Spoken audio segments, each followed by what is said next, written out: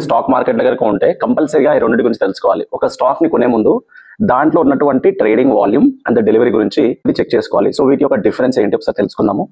Trading volume అంటే ఆ రోజు ఆ పర్టికులర్ రోజున బయింగ్ అండ్ సెల్లింగ్, ఎంతమంది బై చేశారు, ఎంతమంది సెల్ చేశారు, టోటల్ ట్రేడింగ్ క్వాంటిటీ ఎంత. ఫర్ ఎగ్జాంపుల్ ఆ రోజు ట్రేడింగ్ వాల్యూమ్ వచ్చేసి 1 lakh.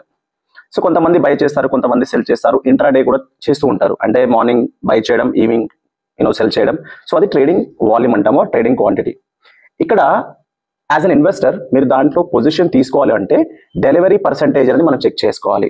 సో డెలివరీ పర్సంటేజ్ అంటే ఏంటి అంటే ఆ రోజు 1 lakh ట్రేడింగ్ వాల్యూమ్ వచ్చేసి 1 lakh ఉంది. దీంట్లో ఎవరైతే ఆ రోజు బై చేశారో షేర్స్ ని ఆ రోజు అమ్మకుండా వాళ్ళ యొక్క డిమాట్ అకౌంట్ లో హోల్డ్ చేయడం.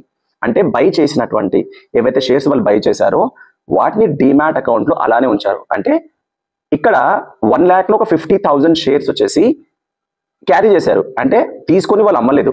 ఇక్కడ ఏంటి డెలివరీ అనేది 50%. ఇక్కడ నేను చూపిస్తున్న విధంగా రిలయన్స్ ఇండస్ట్రీలో మే 9th రోజున డెలివరీ పర్సెంటేజ్ వచ్చేసి 75% అప్రాక్సిమేట్లీ, రైట్? ఇక్కడ చూడండి మోర్ దెన్ 70% ఉంది. అంటే ఇక్కడ బయింగ్ ఇంట్రెస్ట్ అనేది ఈ స్టాక్ లో క్లియర్ గా కనిపిస్తుంది.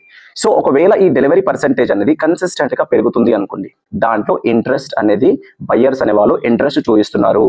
ఒకవేళ డెలివరీ పర్సెంట్ ఒక 20-30% ఉంది అనుకోండి కంటిన్యూస్ గా, పెద్దగా బయింగ్ ఇంట్రెస్ట్ అయితే లేదు అని అర్థం. ఎప్పుడైతే డెలివరీ పర్సెంటేజ్ అయితే పెరుగుతుందో మనకు ఒక ఇన్వెస్టర్ ఒక కాన్ఫిడెన్స్ అనేది వస్తుంది.